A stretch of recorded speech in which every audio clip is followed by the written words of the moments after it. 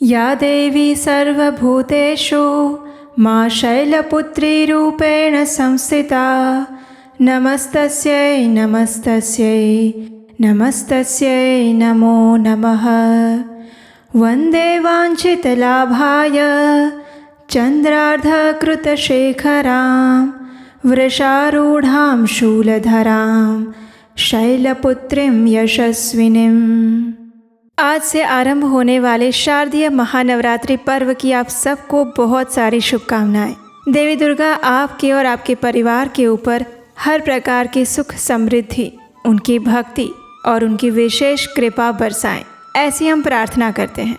शारदीय नवरात्रि के आज पहले दिन की प्रातःकाल बेला में हम श्रवण करेंगे माँ शैलपुत्री की सुंदर पौराणिक कथा, और उसके साथ ही आज इस वीडियो के अंत में आपके लिए विशेष रूप से माँ शैलपुत्री की आरती भी है। एक ऐसा भजन, एक ऐसा गीत जिसे सुने बिना आपका ये कथा श्रवण अधूरा रह जाएगा और आज की नवरात्रि भी अधूरी रह जाएगी।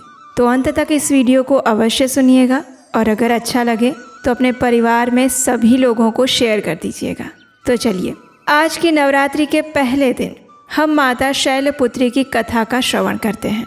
शारदीय नवरात्रि के पहले दिन देवी दुर्गा के माँ शैलपुत्री स्वरूप की पूजा आराधना की जाती है। शारदीय नवरात्रि के प्रथम दिवस पर जब सृष्टि शक्ति का आवाहन करती है, तब माता शैलपुत्री की महिमा संपूर्ण गगन में गूंज उठती है। आकाश सिंदूरी हो जाता है, जैसे स्वयं प्रकृति देवी का स्वागत कर रहा हो। शांत, सौम्य और दिव्यता से परिपूर्ण माता शैलपुत्री का स्वरूप साक्षात आराधना का प्रतिबिंब है। उनके एक हाथ में त्रिशूल, दूसरे में कमल और वाहन के रूप में नंदी बैल विराजमान है, और ये सभी प्रतीक उनके अटल धैर्य, कोमल करुणा और स्थिर निष्ठा की ओर लक्षित करते हैं। पर्वतराज हिमालय की पुत्री होने के कारण देवी दुर्गा को शैलपुत्री के नाम से जाना जाता है। इस मनवंतर के आरंभ में दक्ष प्रजापति की अनेक पुत्रियां थीं। सभी गुणवान, चारित्र्यवान थी, लेकिन फिर भी दक्ष के मन में संतोष नहीं था। वो एक ऐसी पुत्री को प्राप्त करना चाहते थे जो सर्वगुण संपन्न हो और देवी दुर्गा का ही स्वरूप हो, जो सर्व विजयी हो। और इसी इच्छा से प्रजापति दक्ष ने एक कठिन तपस्या आरंभ की। अनेक वर्षों तक उन्होंने कठोर तप किया और आखिरकार देवी भगवती को उन्होंने प्रसन्न कर लिया। जब देवी दुर्गा उनके समक्ष प्रकट हुई तो प्रजापति दक्ष ने उनसे अपनी पुत्री के रूप में जन्म लेने का वरदान मांगा, और दक्ष प्रजापति की इच्छा को पूर्ण करते हुए देवी दुर्गा ने कहा, हे राजन, मैं तुम्हारे तप से प्रसन्न हूँ। मैं स्वयं पुत्री रूप में तुम्हारे घर पर जन्म लूंगी और मेरा नाम सती होगा। इस प्रकार देवी शक्ति ने सती रूप में दक्ष प्रजापति के घर जन्म लिया। देवी सती प्रजापति दक्ष की सभी पुत्रियों में सबसे श्रेष्ठ थी। बाल्यकाल से ही उन्होंने अनेक चमत्कारिक लीलाएं की, और ये देखकर स्वयं दक्ष प्रजापति भी आश्चर्यचकित रह जाते थे। जब सती विवाह योग्य हुई तो दक्ष प्रजापति ने ब्रह्मा जी से उनकी सलाह मांगी, और ब्रह्मा जी ने कहा, देवी सती आदि शक्ति का अवतार है और आदि शक्ति और शिव आदि पुरुष हैं, इसलिए सती के विवाह के लिए शिव ही उपयुक्त वर है। हालांकि दक्ष प्रजापति की इच्छा नहीं थी, लेकिन फिर भी उन्होंने ब्रह्मा जी की बात मानकर देवी सती का विवाह भगवान शिव के साथ करवा दिया। अब एक बार ब्रह्मा जी ने धर्म के निरूपण हेतु एक विशाल सभा का आयोजन किया था। उसमें सभी देवतागण विराजमान थे और भगवान शिव भी पधारे हुए थे। उतने में दक्ष प्रजापति का आगमन हुआ। सभी देवता वहां से उठकर खड़े हो गए, दक्ष प्रजापति को सम्मान दिया। लेकिन भगवान शिव तो परम वैष्णव है।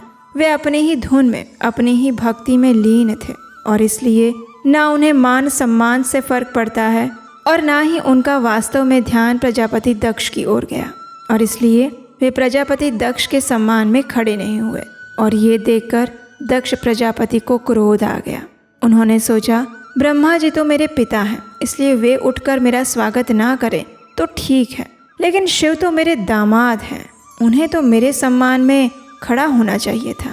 इस प्रकार दक्ष ने इसे अपना अपमान समझा और उनके हृदय में शिव के प्रति द्वेष की आग और ज़्यादा जलने लगी। समय बीतता गया। माता सती और भगवान शिव का दाम्पत्य जीवन चल रहा था। एक दिन भगवान शिव को तपस्या में लीन देखकर माता सती ने उनसे पूछा, हे स्वामी, आप प्रतिदिन राम नाम का जप करते हैं, आखिर कौन है ये राम? तब भगवान शिव ने उत्तर दिया, हे देवी, राम आदि पुरुष हैं, स्वयंभू हैं, मेरे परम आराध्य देव हैं। वे सगुण भी है और निर्गुण भी। अब ये सुनकर देवी सती के मन में संदेह उत्पन्न हुआ। उन्होंने सोचा कि अयोध्या के राजा दशरथ के पुत्र श्री राम आदि पुरुष कैसे हो सकते हैं? वे तो इसी क्षण अपनी पत्नी सीता के वियोग में दंडकारण्य वन में घूमते हुए रुदन कर रहे हैं, क्रंदन कर रहे हैं। ऐसे सामान्य मनुष्य की भांति लीला करने वाला मनुष्य परम भगवान कैसे हो सकता है? ये सोचकर देवी सती ने उनकी परीक्षा लेने का निर्णय लिया और वे पहुंच गई दंडकारण्य में भगवान श्री राम के समक्ष, लेकिन अपने स्वरूप में नहीं, देवी सीता के स्वरूप में। माता सीता का स्वरूप धारण करके वे जैसे ही भगवान श्री रामचंद्र के सामने पहुंची, उसी क्षण भगवान श्री राम ने उन्हें पहचान लिया। उन्हें हाथ जोड़कर प्रणाम करके उनसे कहा, हे माता सती, आप यहाँ इस घोर वन में अकेली विचरण क्यों कर रही हैं? भगवान शिव कहाँ हैं? जैसे ही देवी सती ने ये सुना तो वे आश्चर्यचकित रह गई। वो समझ चुकी थी कि ये सच में आदि पुरुष भगवान हैं। वे सिर्फ मनुष्य स्वरूप में लीला कर रहे हैं। इस परीक्षा को लेने के बाद उदास मुख से वे वापस कैलाश पर आ गई और आकर उन्होंने भगवान शिव से सारा वृत्तांत कह सुनाया। और ये सुनकर भगवान शिव ने कहा, हे सती, तुमने भगवान श्री रामचंद्र की परीक्षा लेने के लिए माता सीता का स्वरूप धारण किया था। अब तुम मेरे लिए पूजनीय हो गई हो। अब हमारे बीच पति पत्नी का संबंध नहीं रह सकता। ये सुनकर सती अत्यंत दुखी हुई और भगवान शिव इतना कहकर समाधि में लीन हो गए। अब दिन बीतते गए। एक समय दक्ष प्रजापति ने एक महान यज्ञ का आयोजन किया और उस यज्ञ में उन्होंने सभी देवताओं को आमंत्रित किया। यक्ष, गंधर्व, किन्नर, सभी देवता, असुर, पाताल लोक के निवासी, नाग लोक के निवासी, इस संपूर्ण सचराचर जगत में ऐसा कोई नहीं था जो दक्ष के उस यज्ञ में आमंत्रित ना हो, सिवा एक व्यक्ति के, और वो थे भगवान शिव और देवी सती। जब सती को इस बात का पता चला तो वो दुखी हुई। उसका मन किया कि मैं भी पिता के वहाँ यज्ञ में जाऊँ, और वो पहुँच गई अपने स्वामी भगवान शिव के पास। सती ने भगवान शिव के पास जाकर कहा, स्वामी, मेरे पिता एक बहुत बड़ा यज्ञ कर रहे हैं, हमें भी उस यज्ञ में जाना चाहिए। ये सुनकर शिवजी ने कहा, देवी, आपके पिता ने हमें आमंत्रित नहीं किया है और जहाँ पर आमंत्रण ना मिले उस स्थान पर नहीं जाना चाहिए। लेकिन देवी सती को अपने पिता के घर जाने की उत्सुकता थी। उन्होंने शिवजी को मनाने का बहुत प्रयास किया और अत्यंत आग्रहपूर्वक उनसे कहा कि वो अवश्य ही जाना चाहती हैं। जब भगवान शिव के मना करने पर और समझाने पर भी देवी सती नहीं मानी तो भगवान शिव ने उन्हें अपनी आज्ञा दी और नंदी तथा अन्य गणों के साथ उन्हें दक्ष प्रजापति के घर पर जाने के लिए भेज दिया। देवी सती जैसे ही उस दक्ष प्रजापति के यज्ञ में पहुंची तो किसी ने उनका स्वागत नहीं किया और ना ही वहां पर उनके लिए कोई स्थान बनाया गया था। वहां सभी देवताओं के लिए हिस्से रखे गए थे, लेकिन भगवान शिव का कोई भाग नहीं था। तब सती ने पिताजी से पूछा, हे पिताश्री, इस श्रेष्ठ यज्ञ में सबके भाग दिखाई दे रहे हैं, लेकिन कैलाशपति भगवान शिव का भाग क्यों नहीं है? ये सुनकर दक्ष प्रजापति ने कहा, पुत्री, मैं तुम्हारे पति को देवता नहीं समझता। वो तो भूतों का स्वामी है, निर्वस्त्र रहता है, अस्थियों की माला पहनता है। वो देवताओं की पंक्ति में बैठने योग्य कहाँ है?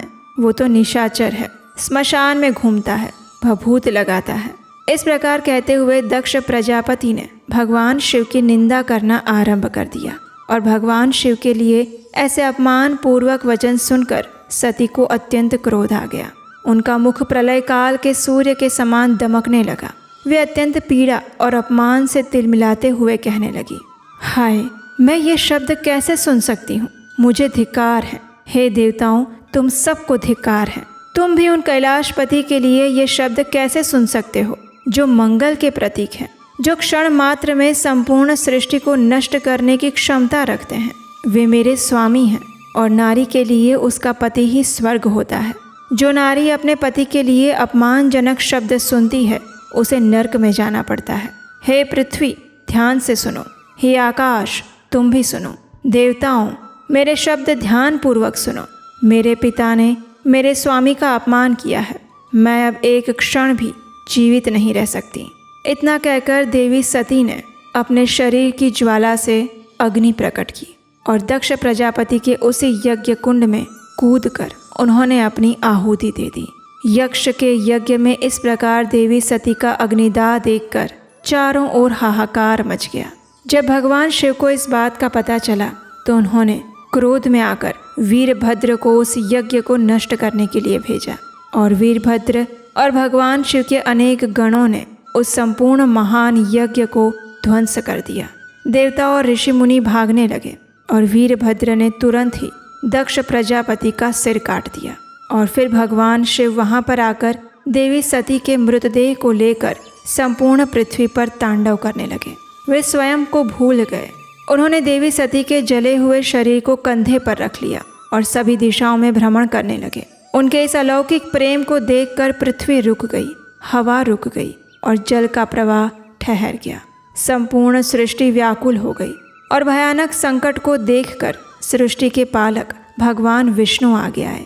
उन्होंने अपने सुदर्शन चक्र से देवी सती के शरीर के अंगों को काटना शुरू किया और इस प्रकार देवी सती के शरीर के विभिन्न अंग 51 स्थानों पर गिरे।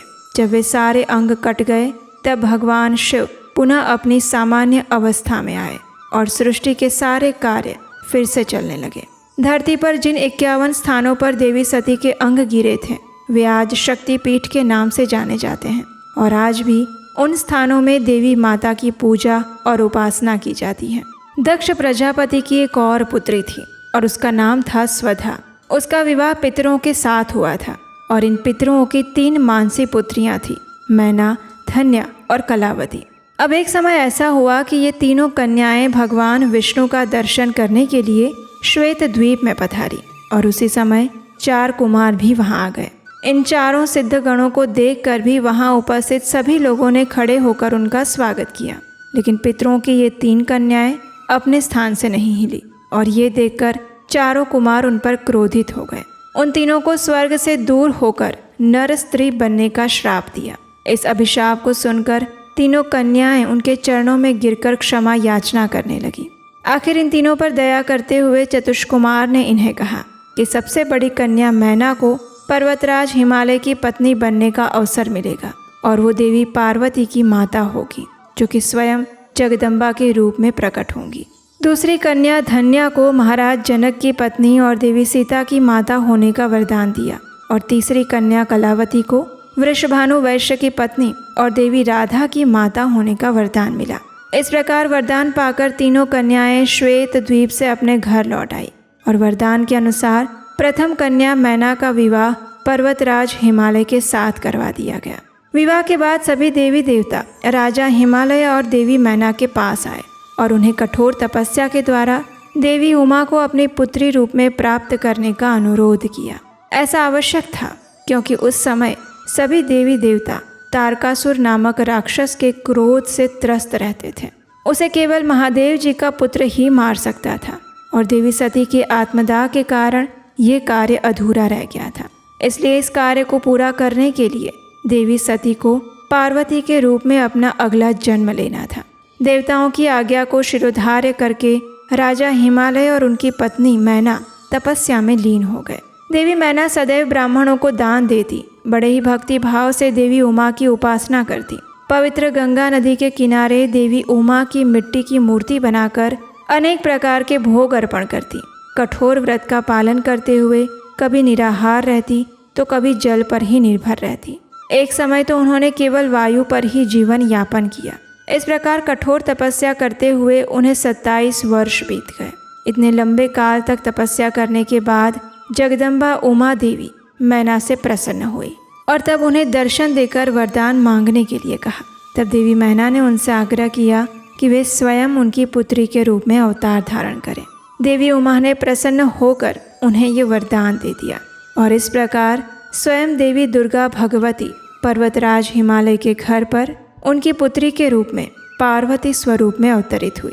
हिमालय पर्वतों के राजा थे और पर्वत को शैल भी कहा जाता है और इसीलिए पार्वती का नाम शैलपुत्री भी पड़ा और उनका एक अन्य नाम हेमवती भी है। और आज नवरात्रि के पहले दिन हम माता शैलपुत्री की इस कथा का श्रवण करते हैं। तो ये थी आज की माता शैलपुत्री की सुंदर पौराणिक कथा। आइए अब हम माता शैलपुत्री की आरती और महिषासुर मर्दिनी स्तोत्र का अनुवाद श्रवण करते हैं। महिषासुर मर्दिनी स्तोत्र के हिंदी अनुवाद का, जिसका श्रवण करने मात्र से देवी दुर्गा की विशेष कृपा प्राप्त की जा सकती है और उसे शुरुआत से लेकर अंत तक पूरा सुना जाता है।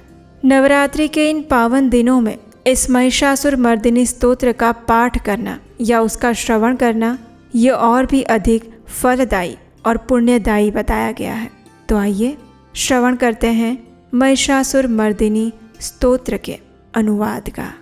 हे पर्वतराज हिमालय की कन्या, पृथ्वी को आनंदित करने वाले, संसार को हर्षित रखने वाली, नंदीगण से नमस्कार की जाने वाली, गिरिश्रेष्ठ विंध्याचल के शिखर पर निवास करने वाली, भगवान विष्णु को प्रसन्न रखने वाली, इंद्र से नमस्कृत होने वाली, भगवान शिव की भार्या के रूप में प्रतिष्ठित, विशाल कुटुंब वाली और ऐश्वर्य प्रदान करने वाली, हे भगवान शिव की प्रिय पत्नी महिषासुर मर्दिनी देवी पार्वती, आपकी जय हो, जय हो।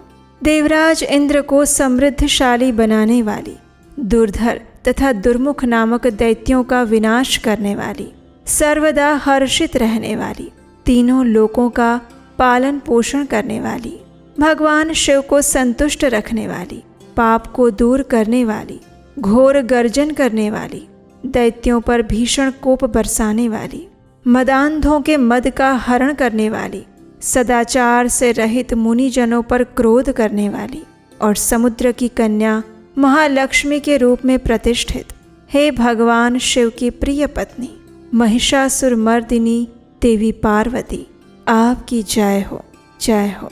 हे जगत की माता स्वरूपिणी, कदम्ब वृक्ष के वन में प्रेम पूर्वक निवास करने वाली, सदा संतुष्ट रहने वाली, हास परिहास में सदा रत रहने वाली, पर्वतों में श्रेष्ठ ऊंचे हिमालय की चोटी पर अपने भवन में विराजमान रहने वाली, मधु से भी अधिक मधुर स्वभाव वाली, मधु कैटभ का संहार करने वाली, महिष को विदीर्ण कर डालने वाली और रास क्रीड़ा में मग्न होने वाली, हे भगवान शिव की प्रिय पत्नी महिषासुर मर्दिनी देवी पार्वती, आपकी जय हो, जय हो।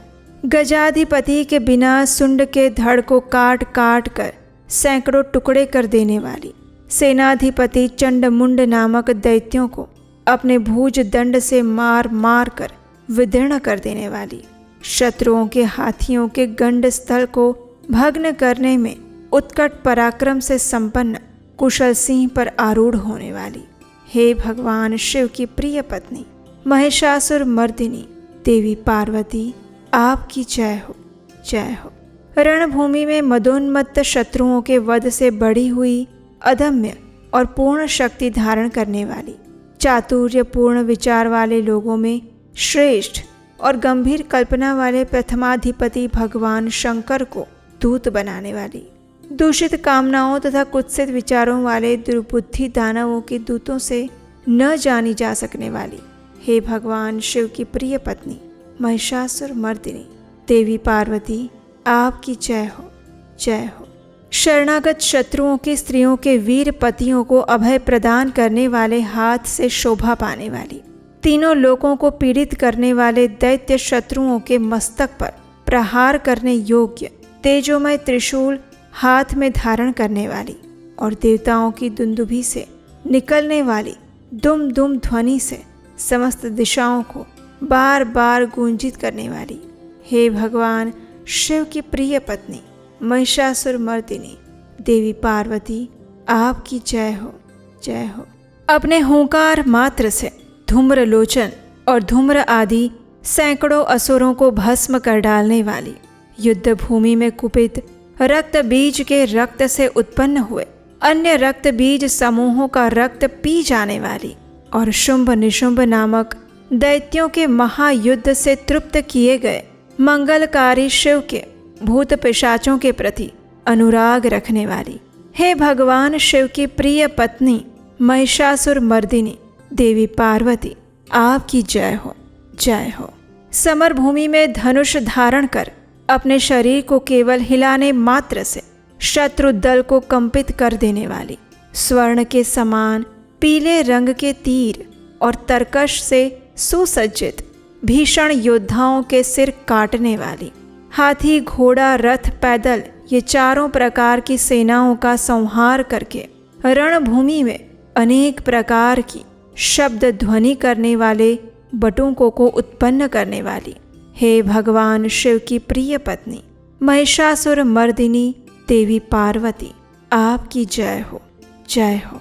हे देवांगनाओं के तत्था तह्ये थह्ये आदि शब्दों से युक्त भावमय नृत्य में मग्न होने वाली, कुकुथा आदि विभिन्न प्रकार की मात्राओं वाले तालों से युक्त आश्चर्यमय गीतों को सुनने में लीन रहने वाली और मृदंग की धुधुकुट धुधुट आदि गंभीर ध्वनि को सुनने में तत्पर रहने वाली, हे भगवान शिव की प्रिय पत्नी महिषासुर मर्दिनी देवी पार्वती, आपकी जय हो, जय हो। हे जपनीय मंत्र की विजय शक्ति स्वरूपिणी, आपकी बार बार जय हो। जय जयकार शब्द सहित स्तुति करने में तत्पर समस्त संसार के लोगों से नमस्कृत होने वाली, अपने नूपुर के झनझन झिमझिम शब्दों से भूतनाथ भगवान शंकर को मोहित करने वाली और नटी नटों के नायक प्रसिद्ध नट अर्धनारीश्वर शंकर के नृत्य से सुशोभित नाट्य देखने में तल्लीन रहने वाली, हे भगवान शिव की प्रिय पत्नी महिषासुर मर्दिनी देवी पार्वती, आपकी जय हो, जय हो। प्रसन्न चित्त और संतुष्ट देवताओं के द्वारा अर्पित किए गए पुष्पों से अत्यंत मनोरम कांति धारण करने वाली, निशाचरों को वर प्रदान करने वाले शिव जी की भार्या, रात्रि सुक्त से प्रसन्न होने वाली, चंद्रमा के समान मुखमंडल वाली और सुंदर नेत्र वाले कस्तूरी मृगों में व्याकुलता उत्पन्न करने वाले, भौरों से और भ्रांति को दूर करने वाले ज्ञानियों से अनुसरण की जाने वाली, हे भगवान शिव की प्रिय पत्नी महिषासुर मर्दिनी देवी पार्वती, आपकी जय हो, जय हो। महनीय महायुद्ध के श्रेष्ठ वीरों के द्वारा घुमावदार और कलापूर्ण ढंग से चलाए गए भालों के युद्ध के निरीक्षण में चित्त लगाने वाली, कृत्रिम लतागृह का निर्माण कर उसका पालन करने वाली स्त्रियों की बस्ती में झिल्लिक नामक वाद्य विशेष बजाने वाली, भिल्लिनियों के समूह से सेवित होने वाली और कान पर रखे हुए विकसित सुंदर रक्त वर्ण और श्रेष्ठ कोमल पत्तों से सुशोभित होने वाली, हे भगवान शिव की प्रिय पत्नी महिषासुर मर्दिनी देवी पार्वती, आपकी जय हो, जय हो।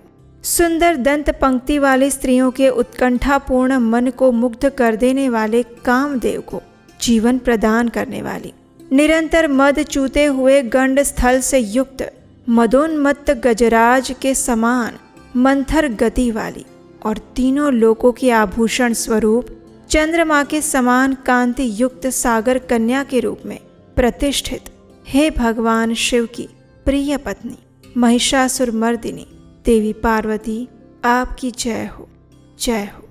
कमल दल के समान वक्र, निर्मल और कोमल कांति से परिपूर्ण एक कला वाले चंद्रमा से सुशोभित उज्ज्वल ललाट पटल वाली, संपूर्ण विलासों और कलाओं की आश्रयभूत, मंद गति और क्रीड़ा से संपन्न राजहंसों के समुदाय से सुशोभित होने वाली और भौरों के सदृश काले और सघन केशपाश की चोटी पर शोभायमान मौलश्री पुष्पों की सुगंध से भ्रमर समूहों को आकृष्ट करने वाली, हे भगवान शिव की प्रिय पत्नी महिषासुर मर्दिनी पार्वती देवी, आपकी जय हो, जय हो।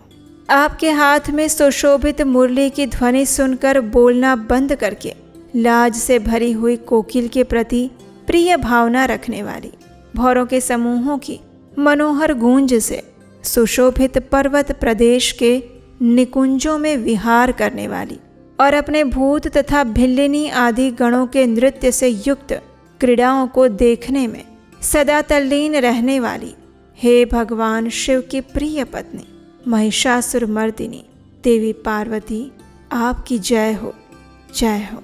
अपने कटी प्रदेश पर सुशोभित पीले रंग के रेशमी वस्त्र की विचित्र कांति से सूर्य की प्रभा को तिरस्कृत कर देने वाली, सुमेरु पर्वत के शिखर पर मदोन्मत्त गर्जना करने वाले हाथियों के गंड स्थल के समान वक्ष स्थल वाली, और आपको प्रणाम करने वाले देवताओं और दैत्यों के मस्तक पर स्थित मणियों से निकलती हुई किरणों से प्रकाशित चरण नखों में चंद्रमा समान कांति धारण करने वाली, हे भगवान शिव की प्रिय पत्नी महिषासुरमर्दिनी देवी पार्वती, आपकी जय हो, जय हो। हजारों हस्त नक्षत्रों को जीतने वाले और सहस्त्र किरणों वाले भगवान सूर्य की एकमात्र नमस्करणीय, देवताओं के उद्धार हेतु युद्ध करने वाले, तारकासुर से संग्राम करने वाले और संसार सागर से पार करने वाले शिवजी के पुत्र कार्तिकेय से प्रणाम की जाने वाली, और राजा सुरथ और समाधि नामक वैश्य की सविकल्प समाधि के समान समाधियों में सम्यक जपे जाने वाले मंत्रों में प्रेम रखने वाली, हे भगवान शिव की प्रिय पत्नी महिषासुर मर्दिनी देवी पार्वती, आपकी जय हो, जय हो। हे करुणामयी कल्याणमयी शिवे, हे कमल वासिनी कमले, जो मनुष्य प्रतिदिन आपके चरण कमल की उपासना करता है उसे लक्ष्मी का आश्रय क्यों नहीं प्राप्त होगा। हे शिवे, आपका चरण ही परम पद है। ऐसी भावना रखने वाले मुझ भक्त को क्या क्या सुलभ नहीं हो जाएगा, यानी सब कुछ प्राप्त हो जाएगा। हे भगवान शिव की प्रिय पत्नी महिषासुर मर्दिनी देवी पार्वती, आपकी जय हो, जय हो। स्वर्ण के समान चमकते घड़ों के जल से जो आपके प्रांगण की रंग भूमि को प्रक्षालित करके उसे स्वच्छ बनाता है, वो इंद्राणी के समान विशाल वक्ष स्थलों वाली सुंदरियों का सानिध्य सुख अवश्य प्राप्त करता है। हे सरस्वती, मैं आपके चरणों को ही अपनी शरण स्थली बनाऊं, मुझे कल्याण कारक मार्ग प्रदान करें। हे भगवान शिव की प्रिय पत्नी महिषासुर मर्दिनी देवी पार्वती, आपकी जय हो, जय हो। स्वच्छ चंद्रमा के सदृश सुशोभित होने वाले आपके मुख चंद्र को निर्मल करके जो आपको प्रसन्न कर लेता है, क्या उसे देवराज इंद्र की नगरी में रहने वाली चंद्रमुखी सुंदरियां सुख से वंचित रख सकती हैं। भगवान शिव के सम्मान को अपना सर्वस्व समझने वाली, हे भगवती, मेरा तो ये विश्वास है कि आपकी कृपा से क्या क्या सिद्ध नहीं हो पाता है। हे भगवान शिव की प्रिय पत्नी महिषासुर मर्दिनी माता पार्वती, आपकी जय हो, जय हो। हे उमे, आप सदा दीन दुखियों पर दया का भाव रखती हैं, अतः आप मुझ पर कृपालु बनी रहें। हे महालक्ष्मी, जैसे आप सारे संसार की माता हैं, वैसे ही मैं आपको अपनी भी माता समझती हूँ। हे शिवे, यदि आपको उचित प्रतीत होता हो तो मुझे अपने लोक में जाने की योग्यता प्रदान कीजिए। हे देवी, मुझ पर दया कीजिए। हे भगवान शिव की प्रिय पत्नी महिषासुर मर्दिनी पार्वती देवी, आपकी जय हो, जय हो। जो मनुष्य शांत भाव से पूर्ण रूप से मन को एकाग्र करके और इंद्रियों पर नियंत्रण करके नियम पूर्वक प्रतिदिन इस स्तोत्र का पाठ करता है या उसका श्रवण करता है, तो भगवती महालक्ष्मी उसके वहाँ सदैव निवास करती हैं और उसके बंधु बांधव और शत्रुजन भी सदा उसकी सेवा में तत्पर रहते हैं। और इसके साथ ही महिषासुर मर्दिनी स्तोत्र यहाँ पर समाप्त हुआ।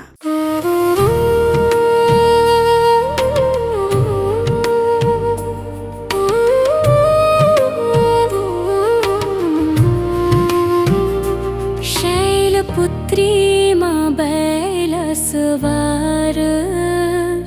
करे देवता जय जयकार। शिव शंकर की प्रिया भवानी, तेरी महिमा किसी ने न जानी। पार्वती तू माँ कहलावे, जो तुझे सुमिरे सो सुख पावे। शैलपुत्री माँ बैलसवार, करे देवता जय जयकार।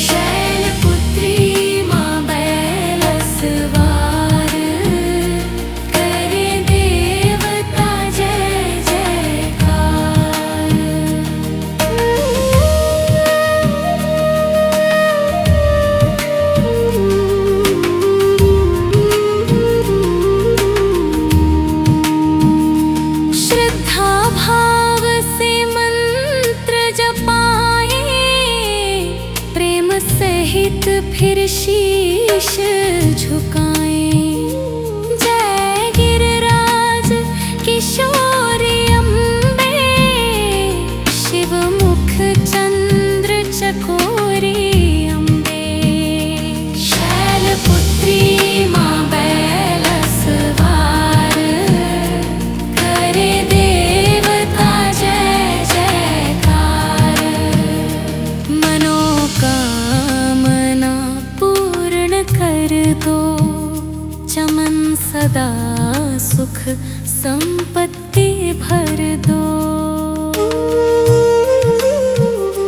शैलपुत्री माँ बैल सवार, करे देवता जय जयकार। करे देवता जय जयकार। करे देवता जय जयकार।